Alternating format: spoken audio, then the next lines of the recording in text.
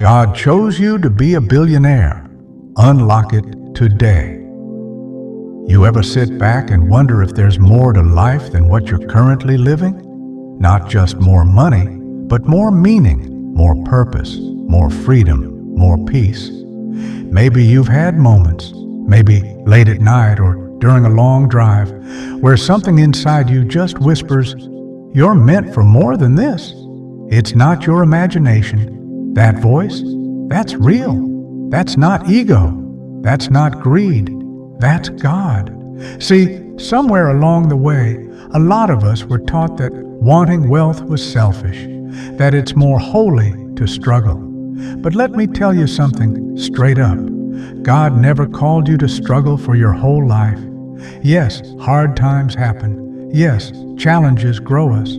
But being broke, exhausted, and empty, that's not God's dream for you.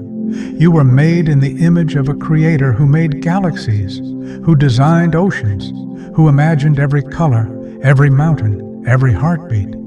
Why would a limitless God create you for a limited life? Now, I'm not saying God's calling everyone to be a billionaire just to stack cash and buy stuff. That's not it. What I'm saying is, if God gave you the vision, the hunger, the ideas, the calling, it's because He intends for you to walk in it. Look, there's a reason you think the way you do. There's a reason why just enough doesn't sit right with you. Why you want to build something big.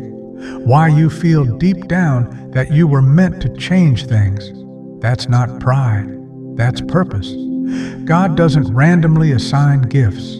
If He gave you the mind to dream big, the heart to carry responsibility, the guts to take risks, it's because He wants to use you as a vessel for your family, for your community, for His kingdom. And yes, that includes wealth, not money for ego, but for impact, not riches for show, but for service. God's plan for your life is abundance with purpose. Now, let's be real. Unlocking that level of purpose and wealth, it doesn't come from doing what everyone else is doing. It doesn't come from playing small, doubting yourself, or living in fear. You're going to have to shift your thinking. You're going to have to get aligned spiritually, and you're going to have to take bold action. But guess what? You don't have to do it alone. God's not asking you to figure it all out. He's asking you to trust Him, to believe that if He gave you the dream, He'll also provide the path. And that's exactly what we're doing today. We're unlocking it, right here, right now, you and God. Let's begin. Chapter 1, God's Blueprint for Abundance.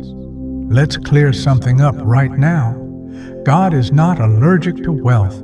He's not offended by your success. He's not disappointed when you dream bigger. In fact, He's the one who put those dreams there in the first place. If you've been raised to believe that being poor somehow makes you more spiritual, or that wanting more means you're greedy, you've been misinformed. Open your Bible. Look at who God worked through. Abraham, Solomon, David, Joseph, Esther, Lydia. These weren't just good people. They were leaders, builders, providers, visionaries, and yes, many of them were wealthy.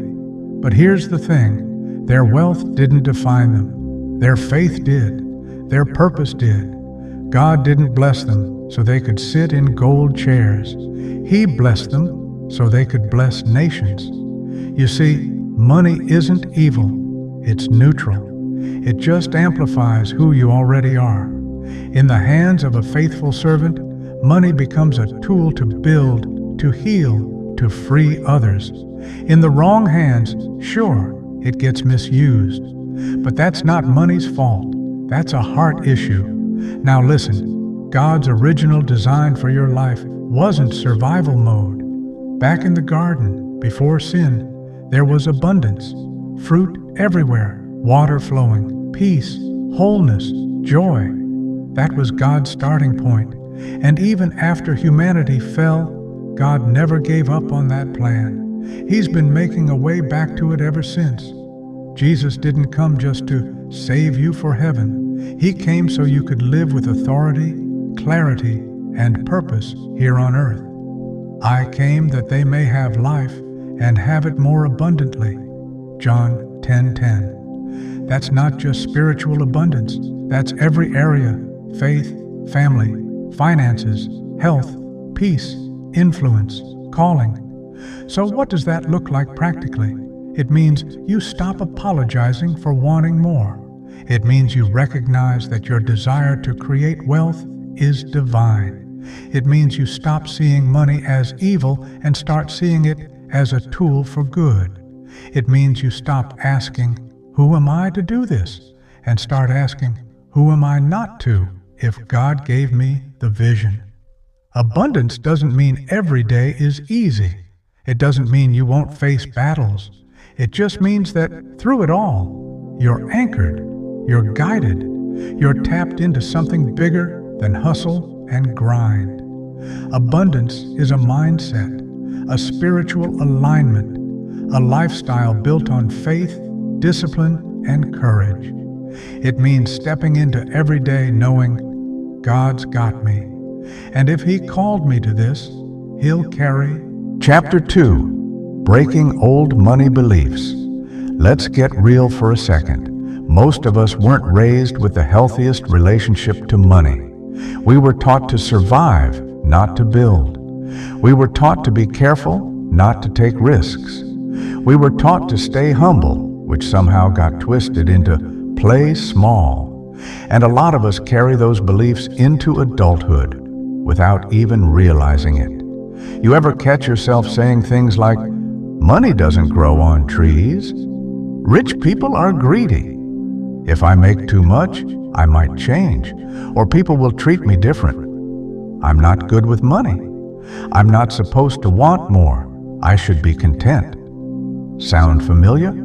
Here's the thing. Those are not your beliefs. They were planted in you from your parents, your church, your school, your environment.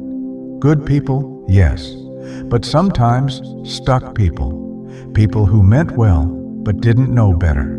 People who had to make life work with what they had, and sometimes passed on more fear than freedom. Let me say this clearly. Being broke is not noble, and being wealthy is not evil. What matters is your heart, your intentions, and what you do with what God gives you. You're not dishonoring God by succeeding.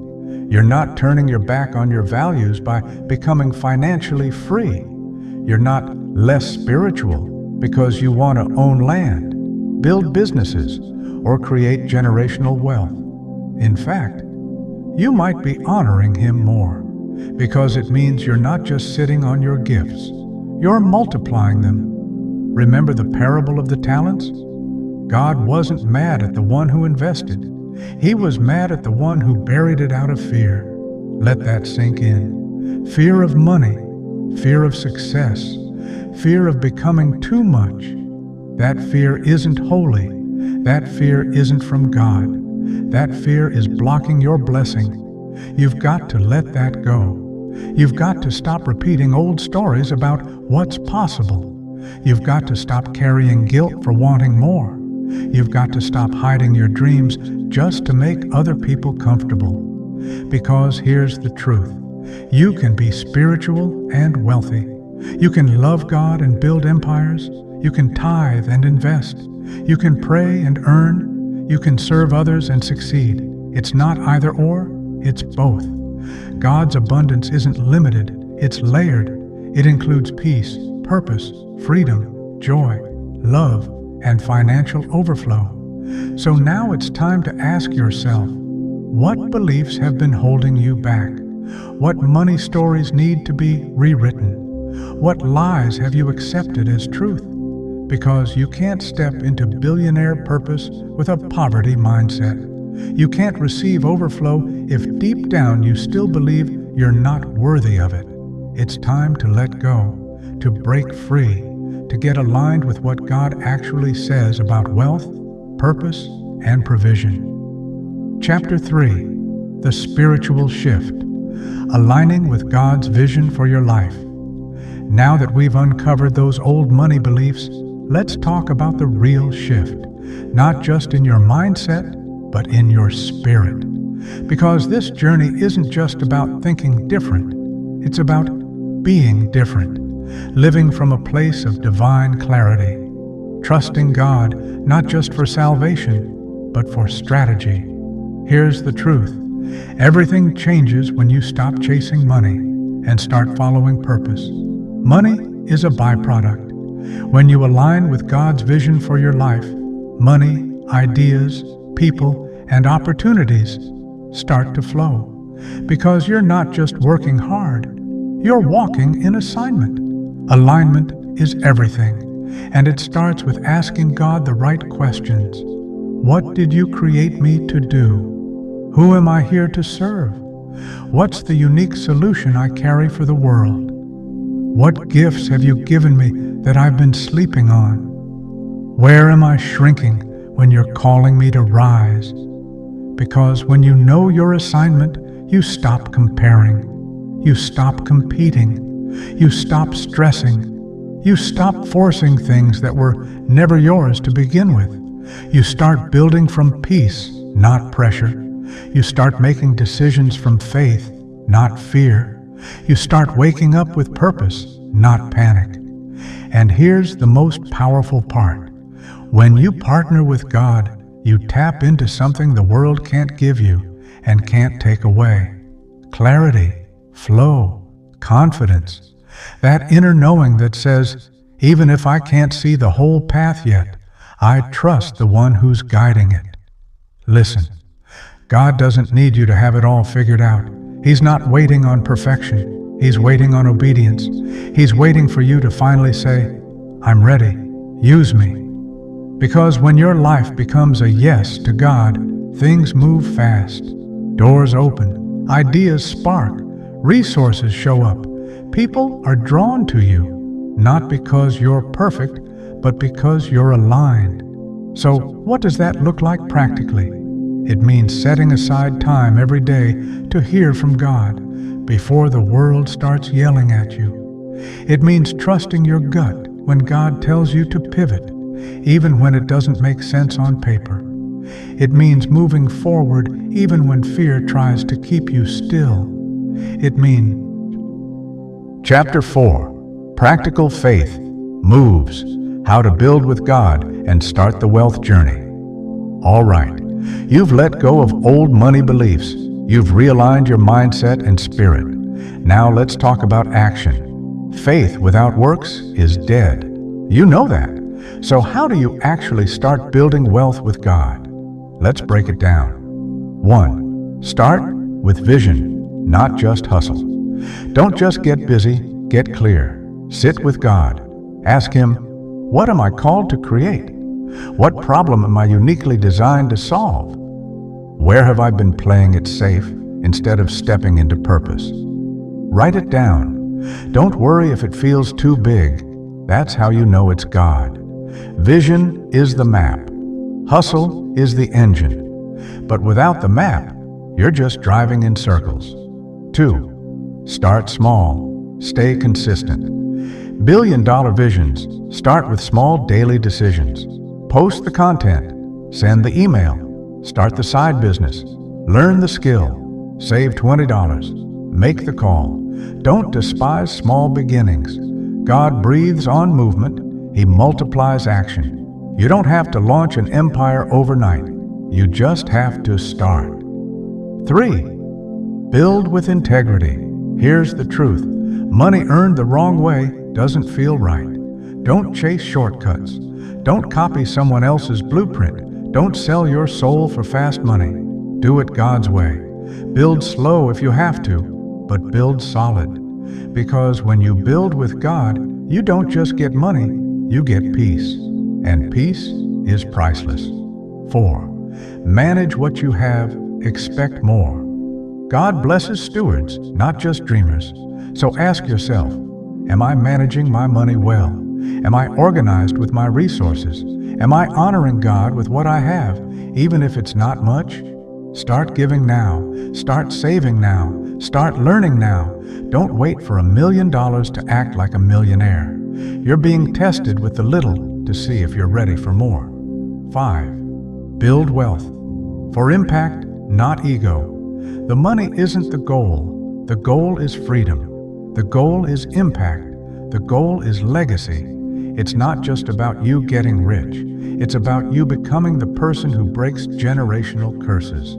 It's about building something your kids won't have to recover from. It's about funding dreams for your family, your community, your church, your purpose. When your why is bigger than your pride, God brings the provision. Chapter 5. You were born for this: legacy, leadership, and living fully aligned. Let's land this. By now, you've probably felt it in your chest. That spark, that push, that confirmation. You know this message wasn't just random. It was for you. God's been calling you higher for a long time now. This is your moment to answer. Let me say this clearly.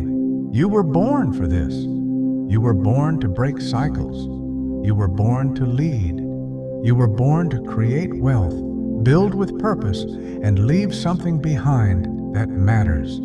This isn't just motivation. This is reminder of who you really are, of the power you've been given, of the responsibility that comes with the calling. You can't unhear this. You can't go back to shrinking, doubting, and hiding. Not after this, because now you know God chose you for this. Not because you're perfect, not because you're the smartest or most talented, but because you said yes, because you've got the faith to believe for more, because you're willing to build even when it's hard. And make no mistake, this path will test you. There will be setbacks. People won't always get it, but the reward is worth it. Waking up free, changing your family's future, giving without stress, living in alignment, hearing God say, "Well done." That's what this is really about. Not chasing a dollar, but chasing your divine assignment and letting God overflow your life in the process. So what now? Now, you decide. Will you keep living the same story?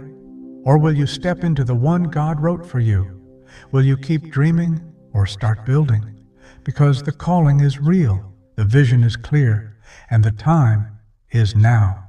You were chosen, you are equipped, you are ready. Now, go unlock it. Conclusion. Step into your anointing. Today starts everything.